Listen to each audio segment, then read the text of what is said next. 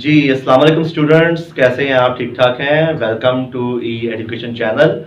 और मेरा नाम है मोहम्मद फैज़ान और आज हम डिस्कस करने जा रहे हैं इनऑर्गेनिक केमिस्ट्री का second point, features of organic compound, जो हमारे चैप्टर नंबर 7 का सेकंड पॉइंट है। तो ये आपके सामने कुछ फीचर्स लिखे हुए हैं ऑर्गेनिक कंपाउंड्स के, आप देख सकते हैं कि इन फीचर्स को आप जनरल प्रॉपर्टीज भी कह सकते हैं, करेक्टरिस्टिक्स भी कह सकते हैं ऑर्गेनिक कंपाउंड्स के। जो आपको अच्छा लगे आप बोल सकते हैं, क्योंकि बोर्ड में क्वेश्चंस किसी भी तरीके से पूछा जा सकता है। जनरल प्रॉपर्टीज ऑर्गेनिक कंपाउंड की आए फिर भी आप ये बता सकते हैं, फीचर्स आए वो तो ऑब्वियसली आप बताएंगे, और करेक्टरिस्टिक्स की बात आप की जाए तो वो भी आप ये लिख सकते हैं, बोल सकते हैं सारे पॉइंट्स। जी, जो पहला पॉइंट है हमारे पास वो आता है जी, peculiar nature of carbon. Peculiar का मतलब होता है मुनफरिद, नायाब, अलग थलग, कि कार्बन की एक ऐसी प्रॉपर्टी है जो और किसी भी एलिमेंट की नहीं है। अब वो प्रॉपर्टी है क्या? वो प्रॉपर्टी ये है कि carbon form long chain and rings. Carbon जो सा है वो लंबी लंबी चेनें, लंबे लंबे रिंग बनाता है। ये हम कार्बन की चेन चला रहे हैं। ये तो वैसे ही स्केलेटन फार्मा लिखा हुआ है जी कार्बन का, ये लंबी लंबी चेन बनती जा रही है। जैसे अगर मैं बोलूं 1 2 3 4 5 6, ये 6 कार्बन है तो उसको हेक्सेन भी बोल सकते हैं आप, ठीक है। तो मैंने अगर डबल बॉन्ड ट्रिपल बॉन्ड नहीं शो किया तो वो हेक्सीन हेक्साइन भी बन सकता है। तो इर्द गिर्द इसके हाइड्रोजन लगे हैं, तो वो अंडरस्टूड सी बात है कि यहाँ पर हाइड्रोजन अटैच हैं। लेकिन हम जानते हैं कि कार्बन जो कि मेन एलिमेंट है ऑर्गेनिक कंपाउंड्स का, तो वो कार्बन जो से हैं वो सीरीज की फॉर्म में लगे हैं। ब्रांच में भी लग सकते हैं, इसमें कोई शक नहीं, लेकिन अगर सी लंबी आप ये रिंग कार्बन की बना सकते हैं। ना कोई रिंग की हद है, ना कोई चेन की हद है। तो carbon form long chain and rings, ये पेक्यूलियर प्रॉपर्टी है कार्बन की, और इस प्रॉपर्टी को बोलते हैं आप कैटिनेशन। और ये कैटिनेशन के ऊपर पूरे 2 नंबर का सवाल भी पूछा जा सकता है बोर्ड में, ठीक है। और इस प्रॉपर्टी के अंदर आप एक ये चीज भी ऐड कर सकते हैं कि जरूरी नहीं कि ये जो रिंग है या जो ये हमारे पास चेन है, ये सिर्फ कार्बन एटम्स के ऊपर ही मुश्तमिल हो, ठीक है ना। इसके अंदर कोई इनऑर्गेनिक एलिमेंट भी आप ऐड कर सकते हैं। जैसा कि फर्ज करें मैं इसी को बना देता हूं, यहां पर ऑक्सीजन लग सकती है, यहां पर नाइट्रोजन भी लग सकती है, ठीक है, यहां पर सल्फर लग सकती है, यहां पर फास्फोरस लग सकती है, ठीक है ना। यानी कि इस रिंग के अंदर इनऑर्गेनिक एलिमेंट भी पार्टिसिपेट कर सकते हैं, ठीक है। तो it's all about the first property of peculiar nature of carbon. Second है जी non ionic nature. Non ionic ये कोवलेंट है, मसलन के जो आयनिक के अगेंस्ट हो, नॉन आयनिक। तो जाहिर सी बात है कि कार्बन कार्बन सिंगल बॉन्ड है तो ये कोवलेंट बॉन्ड बनाएगा, तो ये कंपाउंड भी क्या कहलाएंगे? Covalent compounds. तो मोस्टली या 99% तक कह दें कि ये सारे के सारे कंपाउंड्स क्या होते हैं हमारे पास ऑर्गेनिक इन नेचर, ठीक है। 1% इसलिए हमने कम किया हुआ क्योंकि कोई ऑर्गेनिक साल्ट भी होते हैं, तो साल्ट में कहीं ना कहीं आयनिक बॉन्ड आपको नजर आ जाता है, इसलिए। तो ज्यादातर यानी कि आप कह लें कि तकरीबन सारे जो से होते हैं वो नॉन आयनिक नेचर के होते हैं, हाइड्रोकार्बन ऑर्गेनिक कंपाउंड्स। आगे है next point, similarity in behaviour. Similarity in behaviour, ये जरा आप देखें कि आप कोई भी क्लास देख लें हाइड्रोकार्बन्स की, ऑर्गेनिक कंपाउंड्स की, चाहे वो अल्केन की क्लास देखें, अल्कीन की देखें, अल्काइन की देखें, अल्कोहल की देखें, एल्डिहाइड की देखें, ईथर की देखें, जो सी मर्जी आप ऑर्गेनिक कंपाउंड की क्लास देख लें, तो उसके अंदर 2 कंसेक्यूटिव ऑर्गेनिक कंपाउंड्स के अंदर सेम डिफरेंस आएगा, जिसको बोलते हैं होमोलॉगस सीरीज। और वो डिफरेंस क्या होता है? CH2 का।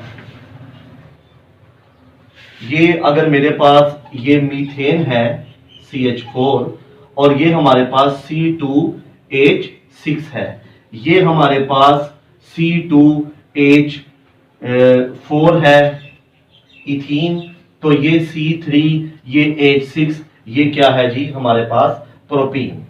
ये हमारे पास C2H2, ये है हमारे पास इथाइन, और ये हमारे पास C3H4, ये क्या है जी, प्रोपाइन।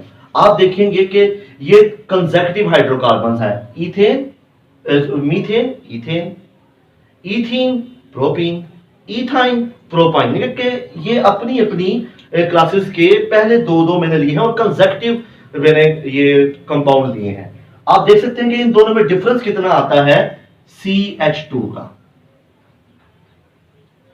इनमें देख लें फर्क कितना आता है जी, इन दोनों में मैं इकट्ठा लिख रहा हूं यहां पर, ये कितना फर्क आता है जी CH2 का, इन दोनों में भी CH2 का, इस दोनों में भी CH2 का फर्क आता है। तो ये जो फर्क है ये हर ऑर्गेनिक कंपाउंड की क्लास में क्या रहेगा, कॉमन रहेगा। या इन अदर वर्ड्स आगे भी कह सकते हैं कि एक कंपाउंड जो सा होता है अपने आगे आने वाले कंपाउंड से 14 ग्राम पर मोल छोटा है, या इन अदर वर्ड्स कि नेक्स्ट आने वाला कंपाउंड अपने पिछले कंपाउंड से 14 ग्राम पर मोल क्या है, बड़ा है। 14 ग्राम पर मोल क्या है जी, कि कार्बन का वजन कितना होता है जी, ये 12 और 2 हाइड्रोजन है ऑब्वियसली 2, तो ये 14। तो दो कंसेक्यूटिव हाइड्रोकार्बन्स के दरमियान जो सा है वो डिफरेंस है 14 ग्राम पर मोल का है। तो ये सिमिलैरिटी है, और इस सिमिलैरिटी की वजह से इन ऑर्गेनिक कंपाउंड को अंडरस्टैंड करना काफी इजी हो जाता है। और ये जो डिफरेंस है ये हर क्लास में कॉमन है, हर ऑर्गेनिक कंपाउंड की क्लास में कॉमन है। तो उस ग्रुप को आप बोलते हैं, उस सीरीज को आप बोलते हैं homologous series. Okay, clear. Next जो पॉइंट हमारे पास वो है कॉम्प्लेक्सिटी। वो आता है कॉम्प्लेक्सिटी, पेचीदगी इसको बोलते हैं। पेचीदगी क्या होती है, जैसा कि आप जानते हैं कि काउंटिंग तो कभी रुकती ही नहीं। जितनी मर्जी लंबी चेन बना ले कार्बन एटम्स की, जितना मर्जी लंबा रिंग बना ले आप कार्बन एटम्स का, तो इस रिंग के अंदर जो जो कार्बन एटम आते जाएंगे तो वो कंपाउंड मैक्रोमॉलिक्यूल्स बनता जाएगा, मैक्रोमॉलिक्यूल्स। और जाहिर सी बात है जो मॉलिक्यूल जितना ज्यादा बड़ा होता है वो उतना ज्यादा कॉम्प्लेक्स होता है, उसके पॉलीमर्स बनते हैं, क्रॉस लिंक बनता है, नेटवर्किंग स्ट्रक्चर बनते हैं उसके। तो जो जो कंपाउंड बड़ा होता जाता है वो पेचीदा होता जाता है जी हमारा कॉम्प्लेक्सिटी के। जो कार्बन है वो लंबे लंबे रिंग बनाता है, लंबी लंबी चेनें, तो ये फिर मैक्रोमॉलिक्यूल्स की तरफ चले जाते हैं। जैसा कि हमारे पास एक सिंपल सा ऑर्गेनिक कंपाउंड है C6H10O5 होल पावर n। ये जो कंपाउंड है बेसिकली अगर यहाँ पे 1 लिख दूंगा तो वो हमारे पास मोनोसैकेराइड, 2 लिख दूंगा तो डाइसैकेराइड, 3 तो ट्राइसैकेराइड एंड सो ऑन। और जब मैं n की ताकत जो सी मैं थाउजेंड्स टू मिलियंस लिख दूंगा तो वो एक हमारे पास मैक्रोमॉलिक्यूल बन जाएगा और वो पेचीदा हो जाएगा, जिसको समझना अंडरस्टैंड करना काफी प्रॉब्लम क्रिएट करेगा हमारे लिए। क्लियर। तो ये एक हमारे पास कंपाउंड था, सॉरी ये पॉइंट था कॉम्प्लेक्सिटी का। नेक्स्ट है पॉइंट आइसोमरिज्म। बच्चों आइसोमरिज्म का डिटेल में टॉपिक जो सा है वो इस चैप्टर में है, ये हम आगे जाकर भी डिटेल से करेंगे डिस्कस। लेकिन यहाँ पर मैं आपको आइडिया जरूर दूंगा कि आइसोमरिज्म होता क्या है। आप लोगों ने मैट्रिक में भी इसको पढ़ा होगा कि 2 या 2 से ज्यादा ऑर्गेनिक कंपाउंड, 2 या 2 से ज्यादा ऑर्गेनिक कंपाउंड जिनका मोलेकुलर फार्मूला सेम होता है और स्ट्रक्चरल फार्मूला क्या होता है, डिफरेंट। और स्ट्रक्चरल फार्मूला डिफरेंट हो जाने की वजह से उन दोनों कंपाउंड्स की प्रॉपर्टीज भी वेरी करती हैं, डिफर करती हैं। जैसे बेटा मैं आपको मिसाल दूंगा, यहां पर जरा देखें कि ये हमारे पास एक ब्यूटेन है जिसको आपने इस तरह मेंशन किया, ये भी एक ब्यूटेन है जिसको आप इस तरह मेंशन कर रहे हैं। इन दोनों स्ट्रक्चर फार्मूला, ये स्ट्रेट चेन में है, ये ब्रांच चेन में है। स्ट्रेट चेन वाले को आप बोलेंगे नॉर्मल ब्यूटेन और ब्रांच चेन वाले को बोलेंगे आप आइसोब्यूटेन। अब इन दोनों की प्रॉपर्टीज भी वेरी करती है। इसका बॉइलिंग पॉइंट कुछ और है, मींस के ज्यादा है, इसका बॉइलिंग पॉइंट लो है। इसकी डेंसिटी ज्यादा है, इसकी डेंसिटी लो है। इसका रेट ऑफ ऑपरेशन ज्यादा है, इसका रेट ऑफ ऑपरेशन ज्यादा है, सॉरी आइसो का ज्यादा है, नॉर्मल का कम है। ठीक है, तो फिजिकल प्रॉपर्टीज हो या केमिकल प्रॉपर्टीज हो, ये दोनों वेरी करती हैं। ठीक है जी, तो इसको बोलते हैं आइसोमरिज्म। नेक्स्ट पॉइंट है हमारे पास रेट्स ऑफ रिएक्शन। जाहिर सी बात है, ये आपने चैप्टर नंबर 11 पार्ट 1 में पढ़ा होगा, रेट्स ऑफ रिएक्शन, मसलन के रिएक्शन की स्पीड। तो यूजुअली जो ऑर्गेनिक कंपाउंड्स हैं, इनकी स्पीड क्या होती है? Slow. They have slow rate of reactions.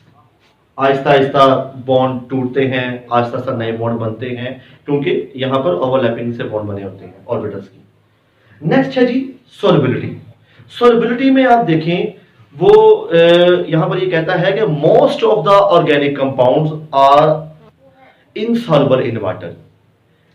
वो तमाम की बात नहीं करता, मोस्ट की बात करता है। मींस के ज्यादातर जो ऑर्गेनिक कंपाउंड्स है वो होते हैं नॉन पोलर, जो वाटर में सॉल्युबल नहीं होते।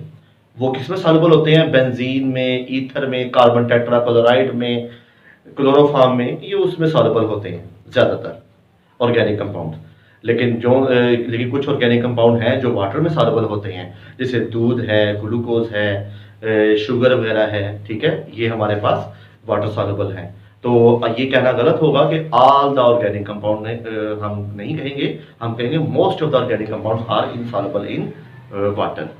अब हम आगे इसको डिस्कस करते हैं, इसकी इंपॉर्टेंस के importance organs of organic chemistry, कि ऑर्गेनिक केमिस्ट्री की हमारी लाइफ में क्या इंपॉर्टेंस है। और बहुत ज्यादा इंपॉर्टेंस है। आप देखेंगे कि हमारी बॉडी के अंदर जितने भी केमिकल रिएक्शंस हो रहे हैं, they are all organic in nature. इसकी 3 मेन एप्लीकेशन है। पहली एप्लीकेशन है बायोलॉजिकल एप्लीकेशंस, कि हमारी बॉडी में जितने भी रिएक्शन हो रहे हैं, मैंने पहले बताया है, वो सारे के सारे क्या है? Organic in nature. कैसे? क्योंकि हमारी बॉडी के अंदर लिपिड्स हैं, कार्बोहाइड्रेट्स हैं, एंजाइम्स हैं, न्यूक्लिक एसिड्स भी हैं, प्रोटीन्स भी हैं, बहुत कुछ है हमारी बॉडी के अंदर। और देखेंगे आप, they have all thousands carbon atoms, thousand and millions, के उन सब के अंदर क्या है? कार्बन मौजूद है। ठीक है जी। और हमारी बॉडी में जितने भी केमिकल रिएक्शंस हो रहे हैं, they are all organic in nature. Clear? ये हमारी पहली एप्लीकेशन हो गई। दूसरी है लाइफ एप्लीकेशन। हमारी जिंदगी जिसके ऊपर डिपेंड करती है, जिन चीजों पर, वो भी ऑर्गेनिक केमिस्ट्री पे बेस करती है। जिंदा रहने के लिए हमें फूड चाहिए, मेडिसिन चाहिए, और जाहिर सी बात है जिंदगी गुजारने के लिए क्लॉथिंग, कपड़े की भी जरूरत होती है हमें। हम जो खुराक खाते हैं, दूध, मक्खन, रोटी, कुछ भी हम खाते हैं, वो उसके अंदर कार्बन मौजूद है, और वो सब के सब क्या है? ऑर्गेनिक कंपाउंड या ऑर्गेनिक कंपाउंड से हासिल की गई चीजें हैं। हम मेडिसिन खाते हैं, मेडिसिन चाहे लगाने वाली हो चाहे खाने वाली हो, ठीक है ना, आप देखेंगे कि कहीं ना कहीं उसके अंदर ऑर्गेनिक कंपाउंड लाजमी पड़े होते हैं। क्लोथिंग है, कपड़ा, ड्रेस हम जब जो पहनते हैं, वो सेलुलोज का बना हुआ है, और सेलुलोज भी क्या है? एक कार्बोहाइड्रेट है, एक ऑर्गेनिक कंपाउंड है। नेक्स्ट हमारे पास है third application, synthetic application. Synthetic मसनूई, जिसको आप तैयार कर सकते हैं लेबोरेटरी में या इंडस्ट्री में। तो अब देखिए कि जूं जूं वक्त गुजरता गया, तो साइंसदानों ने ऑर्गेनिक कंपाउंड से बहुत सी सिंथेटिक चीजें बनानी शुरू कर दी। जैसे हम varnishes, paints, drugs, pesticides, plastics, बहुत कुछ बनाते हैं, ठीक है ना। ये जर्मिसाइड्स, हर्बिसाइड्स वगैरह जितने भी हैं, जितनी भी अद्वियात हैं, ठीक है ना, तो ये सब की सब ऑर्गेनिक कंपाउंड हैं या ऑर्गेनिक कंपाउंड से तैयार की गई हैं। क्लियर? तो आप देख सकते हैं कि कितनी इंपॉर्टेंस है ऑर्गेनिक केमिस्ट्री की हमारी लाइफ में। तो इसके बाद एक बड़ी खूबसूरत सी बात वो करता है, वो कहता है कि जो ऑर्गेनिक कंपाउंड्स हैं, जिनसे हम मसनूई चीजें, आर्टिफिशियल चीजें बनाते हैं, ये इस हद तक आगे चली जा चुकी हैं कि उन्होंने नेचुरल चीजों की बिल्कुल कमी कर दी है, शॉर्टेज हो गई है नेचुरल चीजों की। लेकिन नेचुरल चीजों की तो कोई वुकत ही नहीं रही, जो जो ऑर्गेनिक केमिस्ट्री सिंथेटिक चीजों में आगे पहुंच गई है। जी व्यूअर्स, यहाँ तक लेक्चर है आपका आज, तो वेट करें, इंशाअल्लाह अगली वीडियो में हम फिर हाजिर होंगे। तब तक के लिए अल्लाह हाफिज।